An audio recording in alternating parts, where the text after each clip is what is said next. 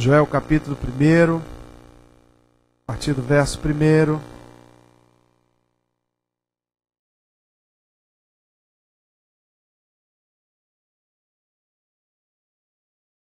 Diz assim a minha versão: palavra do Senhor que foi dirigida a Joel, filho de Petuel. Ouvi isso, vós velhos, e escutai também todos os habitantes da terra. Aconteceu isso nos vossos dias? Ou nos dias de vossos pais? Narrai isso a vossos filhos, e os vossos filhos façam isso aos seus filhos, e os filhos destes a outra geração. Aí começa a narrativa agora, a partir do verso 4.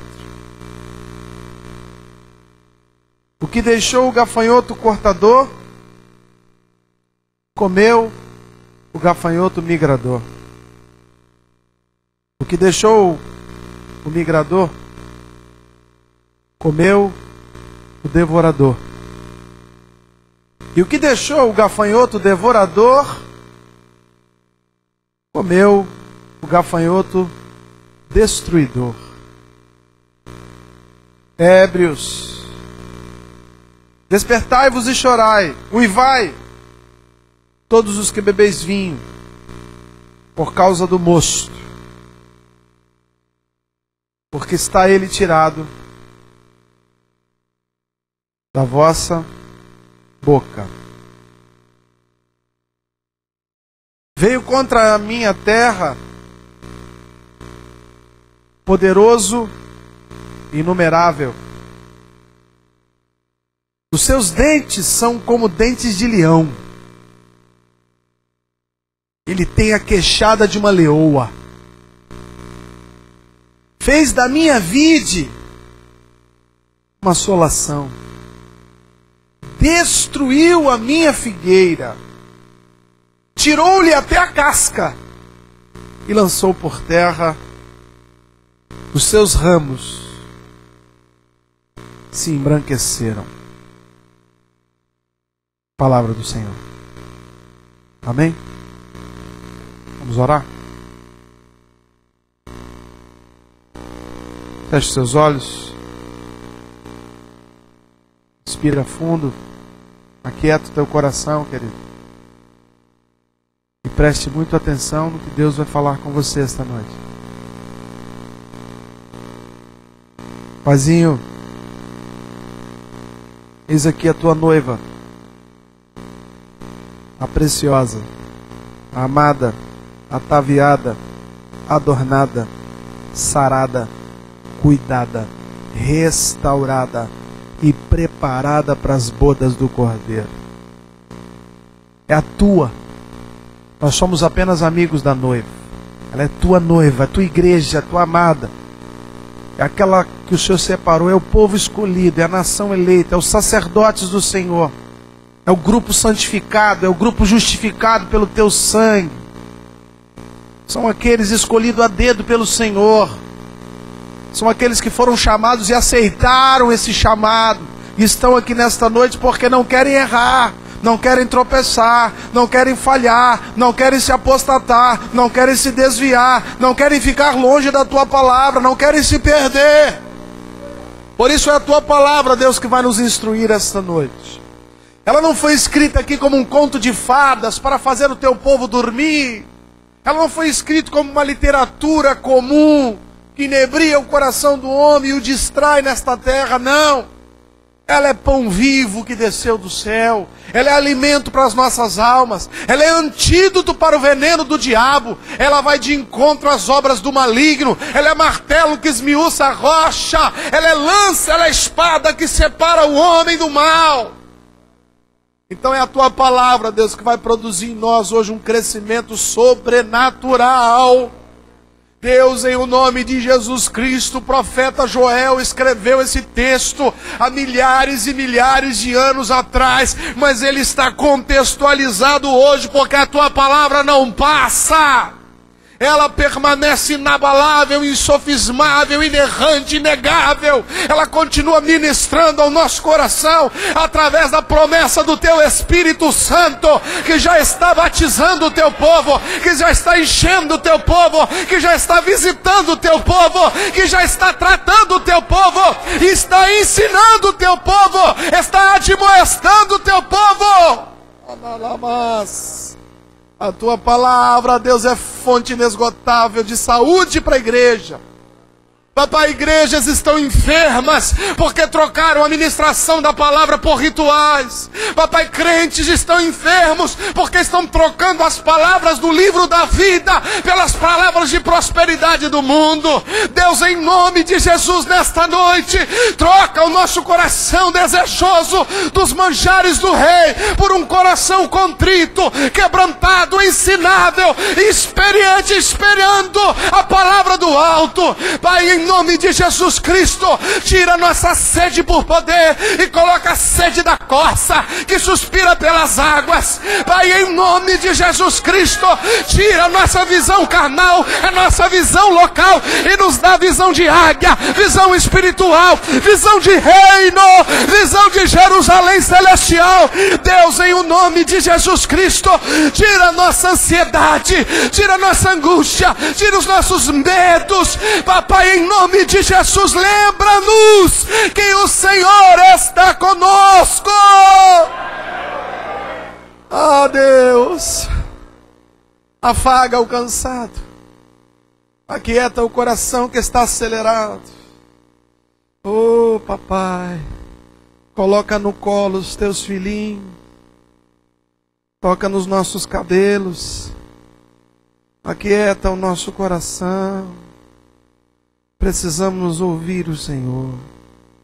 Mestre, Rei, sacerdote, bispo das nossas almas, ensina-nos, bom pastor, ensina-nos.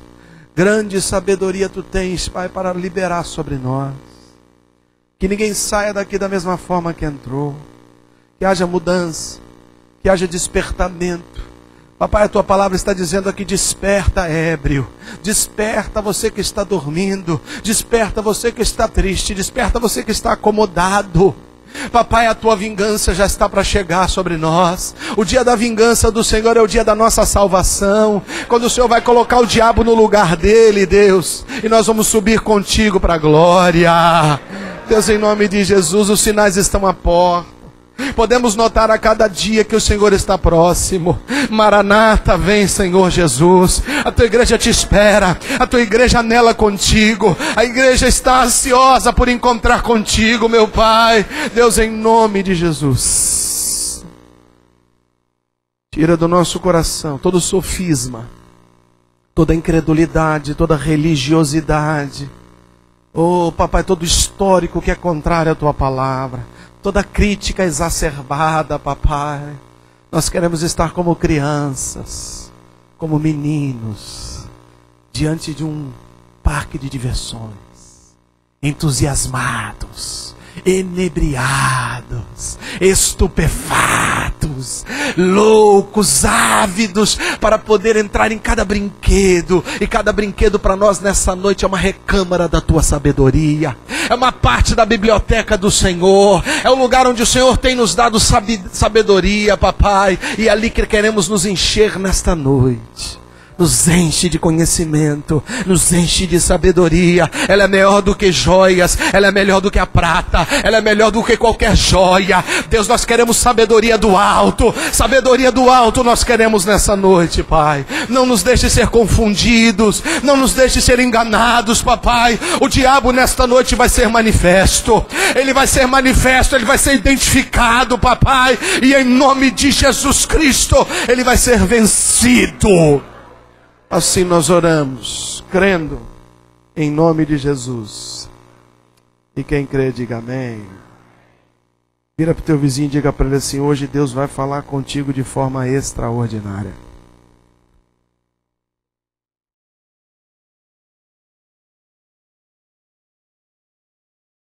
Agora responda para ele assim: já está falando. Amém. O livro de Joel é um livro muito interessante. Ele é dividido basicamente em duas partes. A primeira parte é uma parte que narra Deus admoestando o povo, brigando, chamando a atenção, puxando a orelha, dizendo o que o povo está fazendo de errado. E a segunda parte trata da vingança do Senhor. A vingança de Deus. Não uma vingança secular como a nossa, humanista, cheia de egocentrismo, mas no sentido de fazer justiça. Mas eu encontro algumas coisas interessantes nesse livro e eu quero compartilhar com a igreja uma mensagem que eu estudei ela alguns anos atrás. E quando passeava pelo livro de Joel, voltei à mensagem. E pensei logo, Deus quer falar novamente esta mensagem com o povo. Mas enquanto preparava a mensagem, Deus foi mudando completamente. Os personagens são os mesmos, mas o ensinamento é novo. Foi novo para mim, eu quero crer, será para muitos aqui essa noite. Você entende isso? Diga amém. A primeira coisa que eu preciso compartilhar com os irmãos que Deus falou ao meu coração é que esta mensagem, apesar de ter sido pregada há milhares de anos atrás, ela faz menção ao passado, ao presente e ao futuro. O profeta Joel escreve: isso aconteceu com os nossos pais, passado. Isso acontece com vocês, presente. Isso vai acontecer com os vossos filhos. Por isso ele diz: pega esta mensagem e ensina aos teus filhos. Que os teus filhos ensinem aos teus netos. Que os teus netos ensinem aos teus bisnetos. Que todas as gerações saibam o que já está escrito aqui.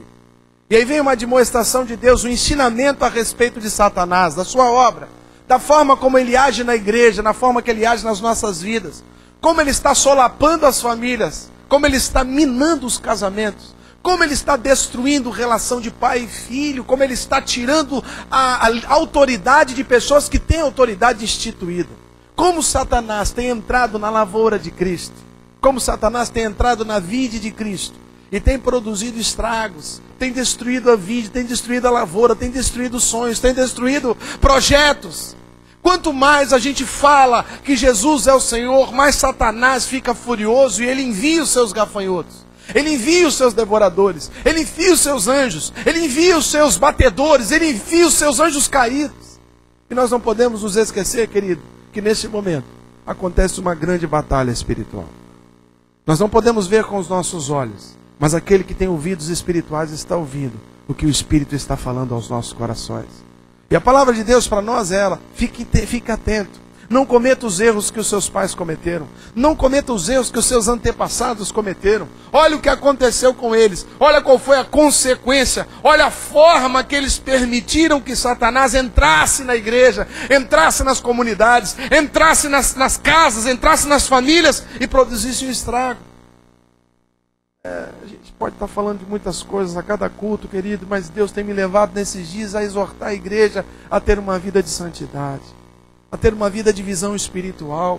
Eu sei que é difícil porque vivemos num país capitalista, num mundo secularizado, cheio de desejos de conquista, que quanto mais você ganha, mais sucesso você tem. Mas o Evangelho é diferente. O Evangelho diz que aquele que tem menos é o que tem mais. Aquele que senta no final da fila é o primeiro da fila. Aquele que serve é o que manda, não é aquele que é servido. O Evangelho é contraditório. O Evangelho manda você perdoar até o seu inimigo e dar água e comida para ele. Ou a gente vive segundo os padrões do Evangelho, ou a gente vive segundo os padrões do mundo, querido.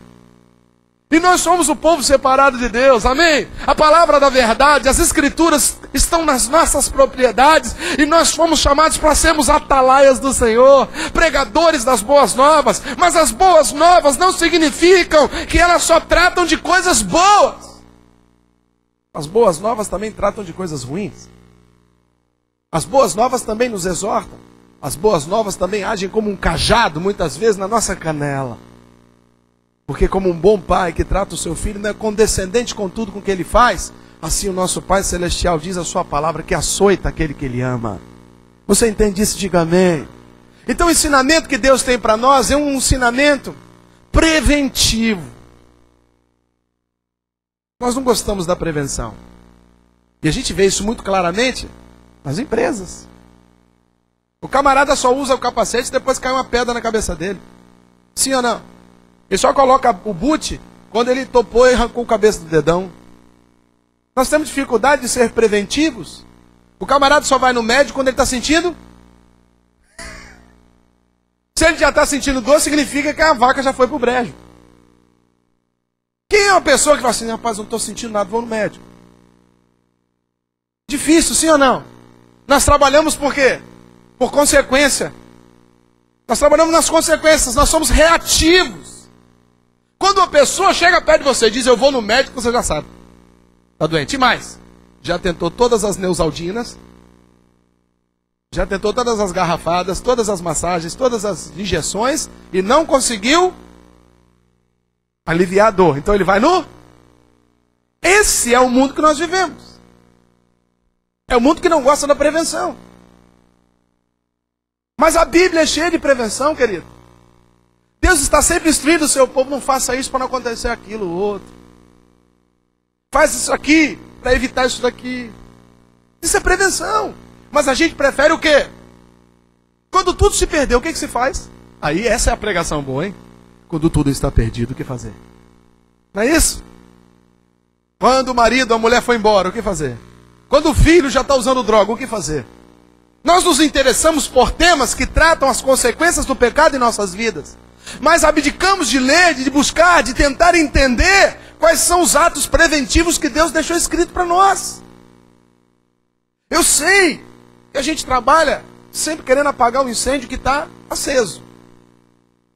A gente está sempre queimando, tentando apagar um incêndio. Aí você diz, amanhã eu tenho um problema para resolver. Não, amanhã tem um, mas o que vai aparecer amanhã. Porque sempre tem problema. Mas se a gente não para prevenir o mal, para fugir do mal, para nos abstermos de uma vida secularizada, nós vamos viver a vida inteira apagando o incêndio. Você me entende até aqui? Diga amém. Então fala para o teu vizinho, Deus está te ensinando a se prevenir contra as pragas do inimigo.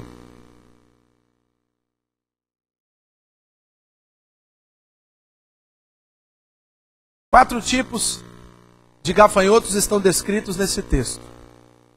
Quando eu falo gafanhoto para uma criança, ela pensa em bichos diferentes. Gafanhoto é tudo igual, grilo. É um grilo grande. Não é verdade? Gafanhoto não é um grilo grande? É. Tem um grilinho, um grilão e o gafanhoto. E aqui a Bíblia faz distinção de 4 estágios, de 4 tipos de gafanhoto. Por que Deus deixou isso escrito? Ele não poderia ter dito apenas assim, olha, cuidado com o gafanhoto, ponto. Mas ele falou, cuidado com o gafanhoto X, cuidado com o gafanhoto Y, cuidado com o gafanhoto W, cuidado com o gafanhoto Z. Por quê? Porque eles têm formas diferentes de agir. E eles têm nomes distintos. Quando se trata de gafanhoto na língua portuguesa, tudo é gafanhoto. Mas no hebraico, os textos trazem nomes específicos para cada gafanhoto.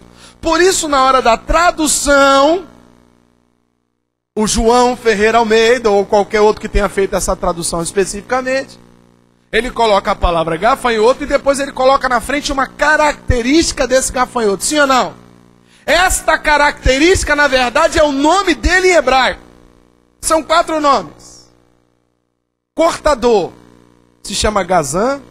Migrador se chama Eleque. Devorador se chama Arbeq.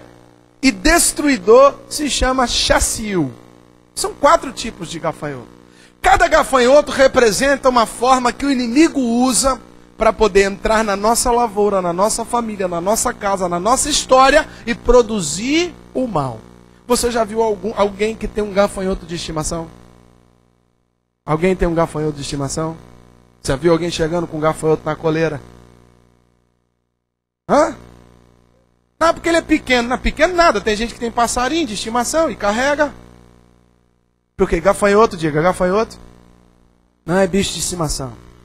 De gafanhoto é praga. E praga não é de Deus. Está me entendendo até aqui? Deus está te ensinando essa noite a fugir dos gafanhotos. O primeiro gafanhoto, ele tem uma característica interessante. O tal do cortador. Gazan, ou cortador, na verdade ainda não é um gafanhoto. É um estado larval do bichinho ainda. Quando ainda ele é uma lagarta. Por isso em alguns lugares você vai encontrar lagarta. a oruga, que é uma espécie de pulgão. Satanás, ele se manifesta nas nossas vidas através desse tipo de mecanismo, como uma lagarta. Olha como é que ele age na planta. A lagarta é silenciosa. E a lagarta não come folhas. A lagarta não come fruto. A lagarta come broto. Diga, o cortador corta os brotos. Qual é o problema dessa lagarta numa lavoura? É que dependendo do tamanho da árvore, quando essa lagarta ataca, quando esse gafanhoto põe seus ovos ali, ele se torna o gazã, elas cortam o cume das plantas, o topo da árvore, o topo da planta. E o que acontece então? Aquela planta para de... Você entende isso? Diga amém. Ele não destrói o fruto, porque aquela árvore ainda vai poder dar fruto. Aquela árvore ainda vai poder crescer, porém, os lados. Porque o topo dela foi cortado. O centro dela, do caule, foi tosado. Sabe como é que Satanás faz conosco, querido? Ele nos tira aonde nós podemos dizer que é onde o homem cresce. A Bíblia diz que todas as saídas das nossas vidas vêm da onde? Da onde? Diga, o meu coração é o meu broto principal. Satanás, ele não precisa tocar na sua finança. Satanás não precisa tocar nos seus filhos, ainda que tudo isso seja muito ruim. Satanás não precisa sequer tocar no seu casamento. Se ele conseguir tocar no seu coração, se ele conseguir congelar o seu coração, se ele conseguir petrificar seu coração, esse tipo de gafanhoto vai alcançar o seu objetivo, que é estabilizar o seu crescimento, que é paralisar o seu crescimento, tirar de você o desejo de crescimento. O cortador tirando o broto para a planta é o mesmo que tirar do homem os seus sonhos, os seus alvos, suas metas de vida. Querida, do que adianta você ser inteligente, ter um curso, ter uma família abençoada, ser uma pessoa saudável, se eu pergunto para você assim, você vai para onde? O que você quer ser? Qual é o seu fim? Qual é o seu foco? E você dizer, não sei. Quando o homem diz que não sabe o que quer da vida dele, é porque de alguma forma Gazã cortou o seu coração, cortou o seu broto, e ele apenas sobrevive com o que ele já tem. Pastor, mas eu já me formei na faculdade. É onde você estava quando foi cortado. Talvez tenha gente aqui que nem chegou a fazer a inscrição numa faculdade, porque o diabo atacou ele um pouco mais cedo. Tem gente que foi atacado lá em cima, mas também já parou. Chegou a ser alguma coisa, mas perdeu. Chegou a ser um homem de Deus, mas perdeu. Chegou a ser um jovem de Deus, mas perdeu. E você olha para a sua vida agora e você está paralisado. Parou, é o seu teto, é o seu limite. Você cresce para as laterais, você cresce até para baixo, mas para cima você não cresce. Diga, Deus não nos chamou para sermos cauda, nos chamou para sermos, diga, cabeça para cima, crescer para cima, crescer para cima. De todas as formas, para cima. Ah, pastor, mas você não sabe o que me aconteceu. Eu sofri uma desilusão, fui traído, perdi minha sociedade, me roubaram, me feri, me machuquei. Sim, mas você morreu? Não, estou vivo. Se você está vivo, você ainda pode crescer. Preste atenção nisso, querido. Enquanto há um sopro de vida em você, Deus quer que você cresça para cima. Enquanto você não apagou os seus olhinhos ainda, ou juntou os seus pezinhos numa cova, como todos nós um dia vamos passar, a não ser que Jesus volte antes, Maranata. Se você ainda está me ouvindo, se você ainda está respirando, Deus quer que você cresça. Você está satisfeito com o seu trabalho? Com a sua profissão? Glórias a Deus. Ser satisfeito é uma qualidade inerente ao crente. Mas eu quero te dizer que Deus acha que você pode crescer um pouco mais. Você precisa crescer, querido. Perdeu a meta. O que tu quer? Quais são teus sonhos, querido? Ah, pastor, meu sonho é morrer feliz. Eu quero dizer que você já morreu. Só não sabe ainda. Já está morto. Uma pessoa que não tem sonhos já morreu, querido. O homem, quando ele para de sonhar, ele para de viver. Não são as batidas do coração que tiram a vida de muitos homens.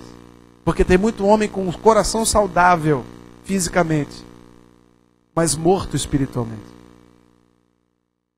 Pastor, crescer dói. Claro que dói. Todo crescimento produz mudanças.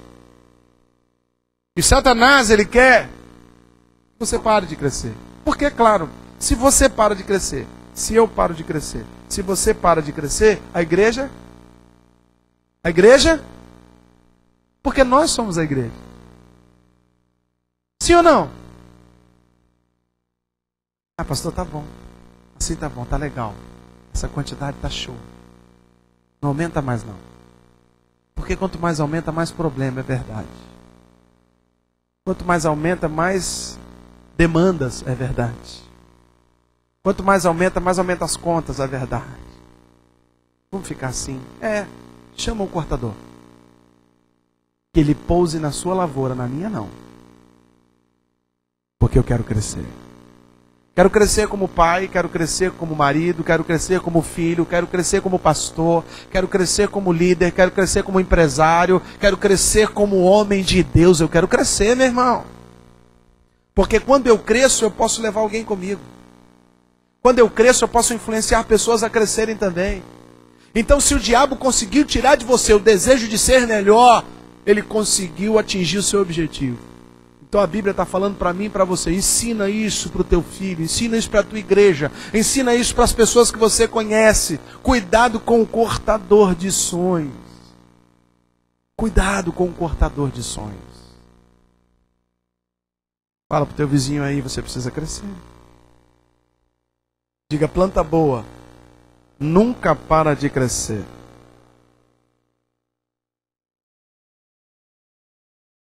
O segundo bichinho, Joel diz que ele é o gafanhoto migrador. Na tradição judaica ele é conhecido também como locusta. Locusta, que nome endemoniado. O nome já é endemoniado. Gafanhoto migrador. E segundo os estudiosos, ele é um polígafo. Significa que ele come muitos tipos de plantas. Por isso ele é um migrador. Ele não tem uma planta específica, ele come tudo que passa pela frente. Estou vendo alguns jovens que se parecem com esse gafanhoto. Perigosos. Comem lanche, comem McDonald's. Você pensou outra coisa? Você foi pervertido. Come torresmo. O gafanhoto migrador, ele não tem um formato específico. Ele aparece quando menos você espera. Ele é imprevisível, porque ele pula. Ele tem a coxa. A patinha dele de trás é uma patinha forte. Ele é capaz de dar pulos de metros. Ele é muito robusto. E ele sai de uma plantação e vai para outra. O interessante é que esse tipo de bicho, ele se adapta a qualquer lugar. Então ele pode estar dentro da igreja, ele vai ser o gafanhoto gospel. Mas se ele estiver na balada, ele vai ser o gafanhoto bad boy. Se ele estiver no meio de ímpio, ele é o gafanhoto endemoniado. Mas se ele estiver no meio de crente, ele é o gafanhoto, glória a Deus, aleluia. Porque ele migra. Ele é cigano, é um gafanhoto cigano. Ele migra de um lado para o outro. E o interessante desse gafanhoto é que ele vai para uma lavoura, ele pega aquela árvore, aquela planta, começa a comer as suas folhas, Mas ele enjoa. E aí ele pula para uma outra planta. Então ele é interessante no sentido de que ele não mata a planta. Ele não mata o seu hospedeiro. Porque ele enjoa fácil, então ele migra de uma planta para outra. O estrago que ele faz numa única planta é pequeno. Mas o estrago que ele faz no conjunto é gigantesco. Qual o problema desse gafanhoto, querido? É que ele é sorrateiro. Ele nunca diz a hora que ele vai aparecer. Quando ele aparece, ele se adapta à situação, ele se adapta ao contexto com facilidade, e ele é uma espécie de morcego que suga o sangue da sua vítima, mas não o suficiente para matá-la, porque ele precisa dela viva. Satanás envia os seus anjos caídos e os seus gafanhotos, muitas vezes para tirarem a energia da nossa casa, tirarem a tolerância, tirarem a paciência. Eles não matam, e eles não se mostram como inimigos, porque eles se adaptam. Eles chegam de mansinho quando você menos espera. São pessoas que surgem do nada, aparecem nas nossas vidas, e você imagina, meu Deus, é um salvador. Mas ele senta, suga e vai embora. E o pior, ele sempre volta. Você já conheceu algum gafanhoto desse? Quando você diz, agora estou livre, está ele de novo lá. Oi, voltei. Você, pô, agora que cicatrizou a mordida do morcego aqui, ó, você melhorou um pouquinho, ele aparece. Aí você começa a ficar fraquinho, ele vai embora. Porque o gafanhoto migrador gosta da lavoura verdinha. O gafanhoto migrador, ele só fica na lavoura enquanto ela pode o alimentar. Quando a comida começa a faltar, ele vai embora. Ele sai de um lugar para outro. Satanás hoje, querido, ele não precisa entrar fisicamente na sua casa vestido de bode. Porque existe uma tela na qual ele pode sair de lá e migrar para a sua mente. E eu não estou falando aqui numa conotação espiritual, como se o espírito estivesse na televisão e agora está em mim. Não, isso não. Isso acontece em outros lugares. Eu estou falando do que Satanás pode enviar através das informações subliminares. Ele incita você. Ele faz você achar que aquilo é natural. Ele vai comendo a sua sanidade espiritual. E a Bíblia diz que as más conversações corrompe o que tem bom dentro de mim. Então, quanto mais eu ouço más conversações, quanto mais eu assisto o que é mal, aquilo vai me corrompendo por dentro. Ninguém, por mais santo que seja, está vacinado contra as influências do maligno. Ninguém. Ninguém, querido. Ninguém. Aqui a gente tem crentes de tudo quanto é igreja. Aqueles que nasceram numa determinada igreja foram forjados segundo o costume daquela igreja. É por isso que você vai numa igreja, todo mundo dá glória. Você vai numa outra igreja, todo mundo fala língua estranha. Você vai numa outra igreja, todo mundo bate palma. Você vai numa outra igreja, todo mundo tem um tipo de forma de reagir segundo a manifestação de Deus. E isso foi aprendido através daquilo que a gente chama de osmose. Você vai observando e vai encapsulando. Você vai observando e vai trazendo aquilo para dentro de você. É por isso que às vezes o filho se parece tanto com o pai nas manias. Ele vê o pai fazendo e ele aprende. Quando ele é criado pelo avô, ele vê o avô fazendo, ele aprende. Quando ele convive com uma pessoa, um professor, ele convive com aquele professor e ele aprende. É um processo de transmissão de DNA emocional. Isso acontece através da fala, isso através dos gestos. É a forma que nós manipulamos as coisas, a forma como nós falamos, como nos expressamos. Isso tudo você aprende. E Satanás então envia os seus gafanhotos migradores. Eles vão lá e pousam na Rede Globo. E eles comem aquele estrume. E depois eles pousam lá na sua TV de 50 polegadas. É um super gafanhoto. E ali então ele vai transmitir aquela mensagem subliminar para você. E você acha que não. Pastor, não sou influenciável. Não sou. Eu posso ver. Eu não. Está igual Pedro, igualzinho. Senhor, eles podem te trair. Eu sou Pedro. Eu sou o cara. Roberto nem sabe. Mas sou eu. Foi o que Pedro falou com Jesus. Os outros 11, eu não sei não. Eu, se fosse você, não colocava a mão não no fogo. Mas por mim, irei até a morte, se preciso for. Morrerei em teu lugar. E aí Jesus pensou assim, meu Deus, viveu 40 anos na ilha de Betsaida, lá na Galileia. Está todo contaminado pelo mundo. Na primeira pressão ele vai mostrar o que tem dentro do coração dele.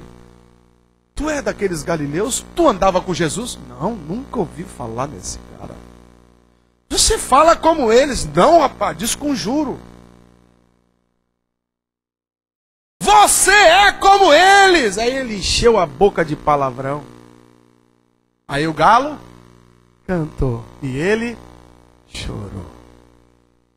Você está entendendo isso? Diga amém. Então diga para o teu vizinho, cuidado com o migrador. Ele vem de onde menos você espera. Porque você pode estar vigiando uma área, ele vem por outra. Ele vem como um morcego, suga e vai embora. E como ele gostou do teu sangue, ele vai voltar. Mas agora você está preparado para afugentar esse mal da sua lavoura. Amém? O terceiro bichinho, Joel chama de devorador. E o devorador também, ele é interessante.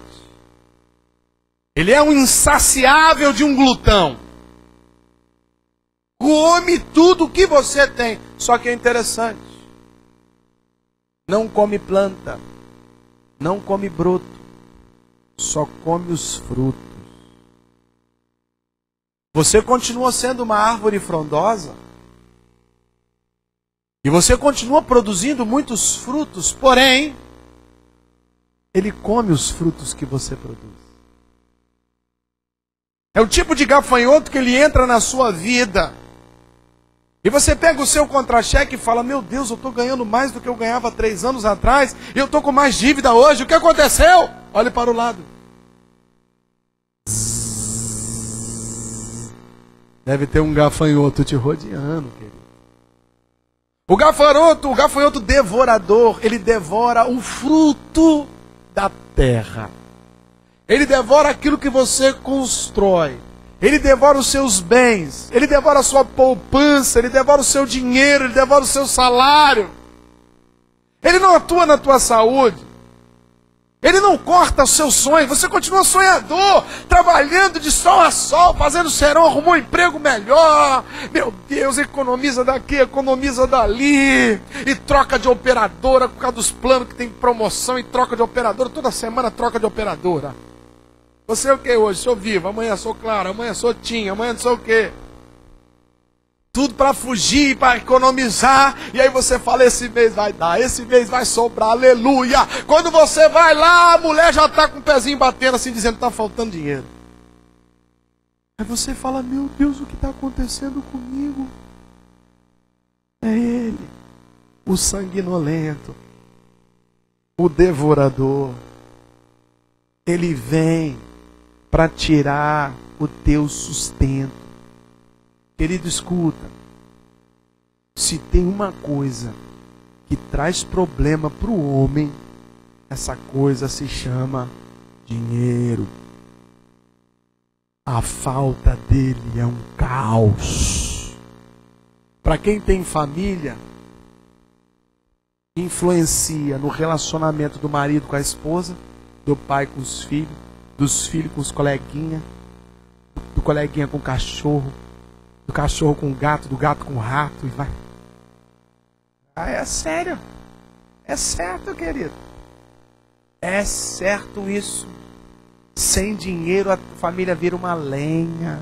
Você conhece aquela historinha do marido que estava com um problema financeiro e que influenciou o relacionamento conjugal dos ratinhos? Você conhece essa não? O camarada estava enfrentando, o devorador pegou ele. Ele estava fazendo serão, estava cansado. Dia de sábado pegava os bicos para fazer. Estava arriado. Aí no domingo o pastor ainda botou ele para pintar a igreja. À noite ele não apareceu no culto, o pastor ligou para ele, meu irmão, você não veio no culto não? É assim que a gente faz, né? Tem que ir no culto. O cara chegou lá um bagaço. Acordou 5 horas da manhã, a mulher dele fazendo um marmitão para ele, falou, mulher tem que economizar. Aí foi trabalhar. No caminho pegou o ônibus errado. Aí teve que saltar longe do trabalho, não podia chegar atrasado, saiu correndo, chegou suado, fedido. Chegou lá, o chefe dele tinha brigado com a mulher, estava bravo, já pegou ele, solapou, esfolou ele, brigou com ele.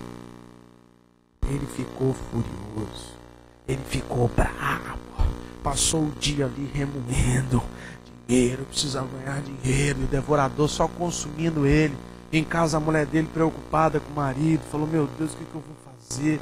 Meu marido está tão tenso, ele gosta de pudim. Foi lá, comprou uma lata de leite moça, que custa uma fortuna.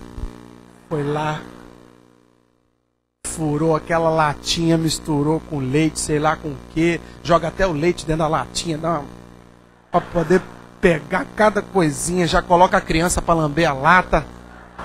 A criança já corta a língua já. E tá lá, faz aquele pudim, e o marido tá lá sofrendo no trabalho, e o patrão briga com ele, o fornecedor não entregou material, ele tem que ficar até mais tarde, ele volta furioso para casa. Aí no caminho, um eslotado, o negão encosta atrás dele. Ele já fica chateado. E o marombeiro ali, encostado para ele, como é que fala alguma coisa? O cara, quando olhou o cara gigante, relaxou, ficou na dele ali. Só orando, irmão. Só orando. Furioso, furioso, furioso. Desceu do ônibus, quando foi abrir o portão com raiva, o trinco prendeu o dedo dele, biscou o dedo dele, ele ficou bravo. Empurrou o portão para lá, bateu, já vem o cachorro alegre, coitadinho. Já dá um voador em cima dele, ele já dá um bico no cachorro, joga o cachorro longe. Aí entra dentro de casa, a mulher dele, o que houve, meu? O que houve o quê? Eu não estou aguentando essa vida, eu estou trabalhando demais, não tem dinheiro. Ela, olha o que eu fiz para você, um pudinzinho. Mulher, pelo amor de Deus, a gente economizando, tu vai comprar leite moça, por que não espremeu do peito? Pelo amor de Deus, não estou aguentando isso não. Pegou o pudim, jogou fora. Aí o molequinho tá lá de longe olhando, ficou a tarde toda secando aquele pudim, esperando para comer aquele pudinzinho, triste. Quando ele olha, o pai dele joga o pudim na lata do lixo, ele começa a chorar. Aí vem o cachorrinho mancando, que tinha tomado um soco do cara, dá uma lambida no moleque, o moleque já tá bravo, dá logo um bico no cachorro. O cachorro sai de lá pensando, o que eu fiz para esse cara? Por que essa casa não gosta de mim? Quando ele vai entrando pro quarto, vai ver o gato tentando fazer as pazes, amigo dele. Miau, miau, miau, nada. Toma mordida e pega esfola daqui, esfola dali. O gato joga pela janela, o gato cai lá embaixo. O que tá acontecendo? Aí vem um ratinho.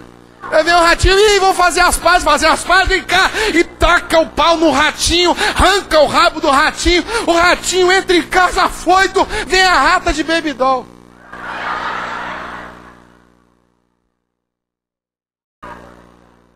Atrapalhou a reprodução dos ratos, irmão.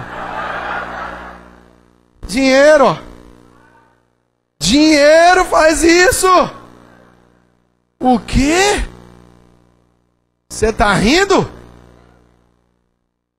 Dinheiro pode ser um mal para a nação inteira, irmão.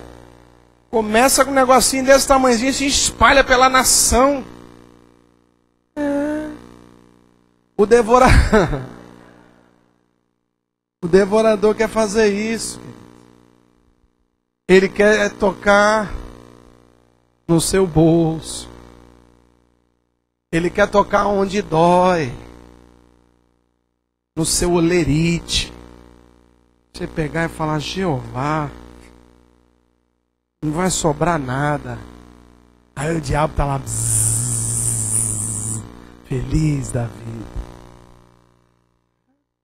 O devorador é o que devora o fruto do seu penoso trabalho, do seu esforço, das suas economias, daquele dinheirinho que tu estava economizando, lembra? Quantos aqui já não fizeram uma poupança para o filho, depois foram lá e arrancaram a poupança? Vou dar um conselho para você. Quando você fizer uma poupança para o seu filho, não fala para ele não. Para não criar trauma na criança. Porque no primeiro aperto o molequinho vai olhar. Você vai olhar para o moleque, vai olhar para a conta. Filho, você já sabe, né? Mas o moleque não entende ainda. E tu vai meter o garfo lá na poupança do teu menino. Aí o teu menino vai achar que você é o gafanhoto devorador.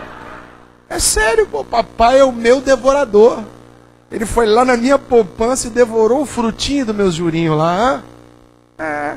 Abra em Malaquias capítulo 3.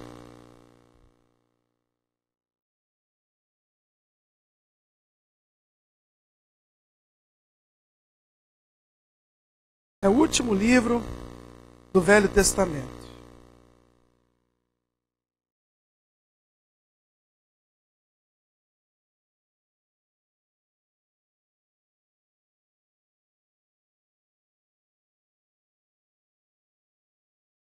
Capítulo 3, verso 10. Achou? Diz assim: tragam todos os dízimos à casa do tesouro, para que haja mantimento na minha casa, e depois fazei prova de mim, diz o Senhor dos Exércitos. Se eu não vos abrir as janelas dos céus, e não derramar sobre vós uma bênção tal, que dela vos advenha a maior abastança. Verso 11. Por causa de vós repreenderei quem? Quem? Para que não consuma o vosso? Amém, querido? Amém, querido? Diga, dízimo e oferta. Repreende, devorador. O quarto devorador, o quarto gafanhoto, diz a Bíblia que se chama destruidor. Talvez esse seja o mais devastador dele. Segundo os estudiosos, é aquele que vem e extermina a lavoura. Aquele tipo de gafanhoto que a gente vê nos filmes, que vem como uma nuvem, baixam em cima de uma plantação e coisa de minutos, aquilo vira palha no chão. Esse tipo de gafanhoto, querido, ele é o pior, porque ele não se contenta em tirar a sua esperança. Ele não se contenta apenas em tirar a sua força. Ele não se contenta em comer o seu fruto, atacar suas finanças. Esse gafanhoto, segundo os estudiosos, ele é uma simbologia do que o apóstolo João escreve no capítulo 10, verso 10. Que o diabo, o nosso adversário, veio para matar, roubar e... Ele veio para roubar, matar e... Esse tipo de gafanhoto é o gafanhoto que assola as famílias. Quando você vê, e eu ouço muito isso, pessoas que, filhos de cristãos, criados na igreja, casaram com pessoas da igreja, diante de um sacerdote, foram ministrados, casaram às vezes em santidade, e de repente você olha, a família está desgregada, o filho já está morando com a avó, o marido já está morando com uma outra não sei aonde, ele já nem casou mais, aí a outra mulher também já está morando com outro cara, desgregou, embolou, destruiu tudo. Esse tipo de gafanhoto, quando ele vem para trazer a tragédia para as nossas vidas. Querido, escuta. O ministério do diabo é matar, roubar e destruir. Não tem nada pior no nosso dicionário do que isso. Nós não estamos preparados para a morte. Nós não estamos preparados para sermos roubados. Nós não fomos feitos para destruição. Estas palavras, elas advêm de um ministério que não foi criado por Deus. Quando Deus fez o homem, não fez para que ele morresse. Você entende isso? Diga amém. Deus criou o homem para viver eterna. Satanás, então, através da mentira, ele introduz o pecado na humanidade. E o salário do pecado é a morte. A morte não foi um projeto de Deus. A morte não estava nos sonhos de Deus quando ele construiu o homem para o louvor da sua glória. Mas, infelizmente, 1/3 dos anjos do céu se rebelaram contra o Altíssimo. Foram banidos dos céus, mas não da terra. E por mais que a igreja marche, por mais que homens expulsem demônios, por mais que se façam tipos de campanhas na igreja e que a igreja cresça, querido, eu quero te dar uma notícia. Eu não sei quantos anjos tinham no céu. Sei que 1/3 deles caiu. E esse 1/3 inteiro ainda está trabalhando. Eu não encontro nenhum diabo que tenha morrido. Por mais desclassificado na hierarquia satânica que exista, esse demônio, esse anjo caído, está vivo. Ou seja, por mais que a igreja batalhe, Satanás continua forte. Com todo o seu exército, fazendo o quê, querido? De férias. Férias coletivas. Trégua. Levantou a bandeira branca. Cansados, talvez estejam cansados. Com sono. Sem armamento bélico, talvez tenha acabado a munição. Você acha isso? Satanás, do jeito que ele caiu, ele ainda está. Com toda a hoste de poder que ele tem para matar, roubar e destruir. E porque a igreja está crescendo, porque você está se sentindo mais próximo de Deus, porque você está prosperando, porque você viu milagres, não importa o que tenha acontecido na sua vida, o ministério do diabo continua em franca atuação contra os escolhidos de Deus. Quantos escolhidos de Deus eu tenho aqui nessa noite? Levante sua mão. Então diga: eu sou o alvo do maligno. Ele quer matar, roubar e destruir a minha vida. Você entendeu isso? Você entendeu isso, querido? Porque me parece que às vezes a gente acha que Satanás perdeu o seu poder. A única coisa que Satanás perdeu até agora, depois de cair dos céus, foi uma chave. A Bíblia diz que Satanás perdeu a chave. Só. Mas a chave que ele perdeu é da onde? Do céu? Da onde? Você acha que se ele tivesse a chave ele queria entrar? Você acha que ele queria entrar? Hoje está muito frio, vou lá para o inferno. Porque lá é a minha casa. As coisas não são assim não, irmão. Ele não perdeu nada, ele continua atuando. Ele continua atuando. E me parece às vezes que a gente está distraído. Está tranquilo. A gente continua vivendo como se os nossos maiores problemas fossem assalto, acidente de carro, enfermidade.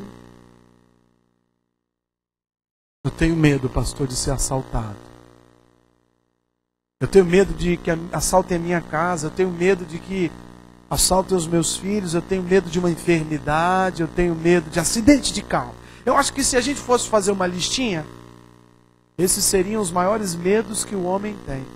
E naturalmente a sua oração está sempre diretamente ligada aos seus medos. Então, se você sente medo do ladrão, você vai orar para que Deus te proteja do ladrão. Se você tem medo de morrer, você vai pedir que Deus te dê saúde. Se você tem medo de acidente de carro, você vai orar para que Deus te livre de todo acidente. Sim ou não? Mas o nosso maior inimigo não é de carne e osso. O nosso maior inimigo não é um pedaço de metal que tem motor. O nosso maior inimigo, querido, não tem sangue. O nosso maior inimigo, ele é espiritual. A nossa luta não é contra a carne. A nossa luta é contra Satanás. E Deus tem instruído. Você pega o Evangelho, você vai ver quantas vezes Jesus falou sobre o inferno. Muitas vezes. Mais do inferno do que do céu. Por quê? Porque do céu ele cuida. Porque do céu você vai de graça. Porque para ir para o céu você não precisa pagar nada. Mas Jesus falou muito mais sobre o inferno. Sobre o lago de enxofre. E ele tentou ali de alguma forma física construir uma simbologia para assustar aquele povo. Ele dizia que era como lava de vulcão. Ele dizia que lá havia saraiva, fogo que consome. Enxofre, era o cheiro, sabe de que é o enxofre? Dos lixões. Numa época em que não se enterravam os indigentes, e os indigentes eram a maioria do povo, se lançavam em cova rasa, e o cheiro do enxofre era o cheiro do cemitério. Então Jesus pegou ali de alguma forma aquilo que para aquele povo representava a desgraça maior. Ele falou: o inferno é assim. Só que, queridos, o inferno não é assim. Não no sentido físico, lá não tem só fogo, sabe por quê? Porque se eu for para o inferno e lá só tem fogo, eu vou durar 3 minutos. Sim ou não? Sim ou não, querido? Ué? Mas a Bíblia diz que o inferno, quem vai para lá, vai passar quanto tempo lá? Quanto tempo? Então o fogo que tem lá não é fogo igual o fogo daqui. Ah, pastor falou então que lá não é tão quente. É até uma sauna. Estou querendo dizer, querido, que o pior do inferno não é o fogo. O pior do inferno não é o enxofre. O pior do inferno não são as dores que certamente teremos. O pior do inferno é que Jesus não está lá. É o único lugar que ele não está. E se ele não está lá, não há esperança. E se ele não está lá, não tem mais salvação. Ir para o inferno significa dar a Deus definitivo para a graça, para a misericórdia, para a salvação, para a unção, para a presença de Deus, para a glória, para o louvor. Lá a Bíblia diz que não tem louvor. Lá não tem mais como pedir ajuda, ainda que você clame, ainda que você grite, Jesus não vai ouvir. Então o nosso tempo de fugir do inferno é agora.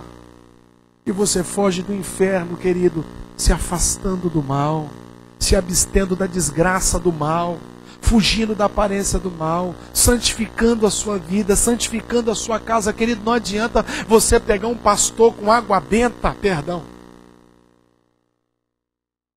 é quase isso, né? Não adianta você pegar um pastor com óleo ungido.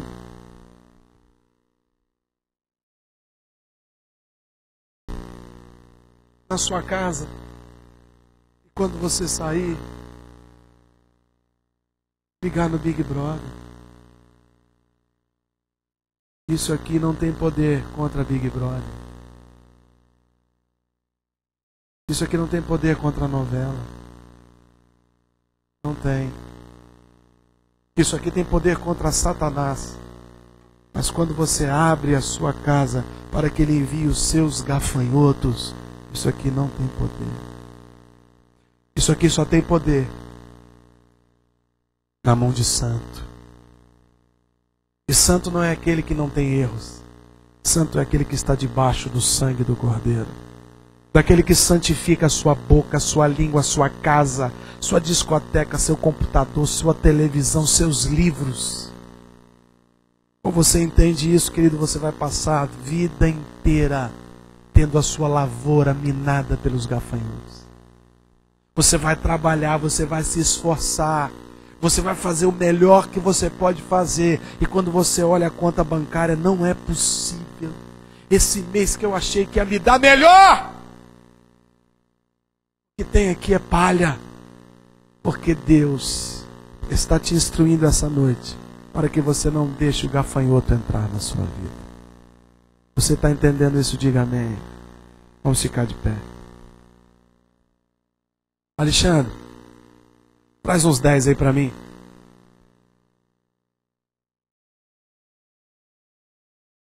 Aleluia. Os 10 irmãos, filho. Mulheres e homens.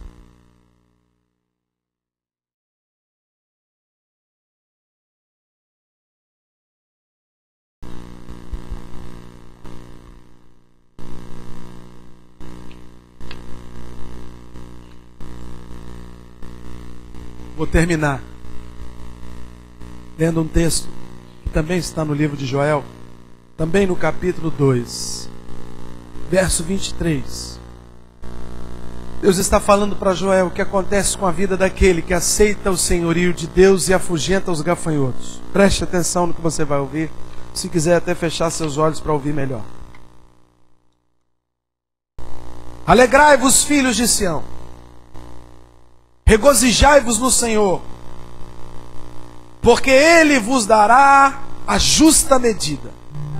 A chuva fará descer como outrora a chuva temporã e a chuva fora de tempo. As eiras se encherão de trigo e os lagares transbordarão de óleo e vinho. Restituí-vos-ei os anos que foram consumidos pelo gafanhoto migrador, pelo destruidor, pelo cortador, o meu grande exército que enviei contra vós. Comereis abundantemente, vos fartareis, e louvareis o nome do Senhor, o vosso Deus, que se ouve de forma maravilhosa para convosco. O meu povo jamais será envergonhado. Sabereis que eu estou no meio de vós, que eu sou o Senhor, o vosso Deus, e não há outro, e o meu povo jamais será humilhado outra vez. Esta é a palavra que vem de encontro ao teu coração essa noite. Deus vai restituir em dobro os anos que os gafanhotos tiraram da sua vida. Sabe por quê, meu irmão? Porque assim como o diabo veio para matar, roubar e destruir, a palavra do Senhor diz que veio para desfazer as obras do diabo. Ele veio para matar, roubar e destruir, mas o nosso Jesus veio para que tenham vida e a tenham com abundância. Aleluia! Você está entendendo isso, queridos? Nós vamos louvar um cântico, e você vai sair do seu lugar, e você vai ser ungido aqui pelos obreiros da igreja, por esses homens, por essas mulheres de Deus. Mas escute, preste atenção nisso. Não saia do seu lugar e não mexa com esse óleo santo se você não quer, lá na sua casa, preparar um ambiente para que Jesus seja rei. Fique aí. Não brinque com a santidade de Deus. É um óleo comum que foi consagrado, mas ele passa a valer de forma espiritual quando ele é ministrado na sua vida por um homem e uma mulher de Deus. Então escute, só vai vir à frente e receber o óleo na testa Aquele que quer mudança radical de vida dentro de casa, que quer passar o cerol em tudo que é tranqueira que está dentro da tua casa, que Jesus já mostrou, que o Espírito já mostrou, que não alegra o coração do Pai, mas que está lá dentro da tua casa, abrindo as portas para que os gafanhotos do diabo entrem. Hoje ele vai ser repreendido em nome de Jesus na sua vida. E Deus vai restituir para você tudo que os gafanhotos roubaram. Porque Ele é Deus de milagres, Ele é Deus de poder, Ele é Deus de sobrenatural. Ele faz o que o homem não faz, e Ele vai fazer pelos seus filhos e filhas, porque Ele nos ama incondicionalmente. Você crê nisso?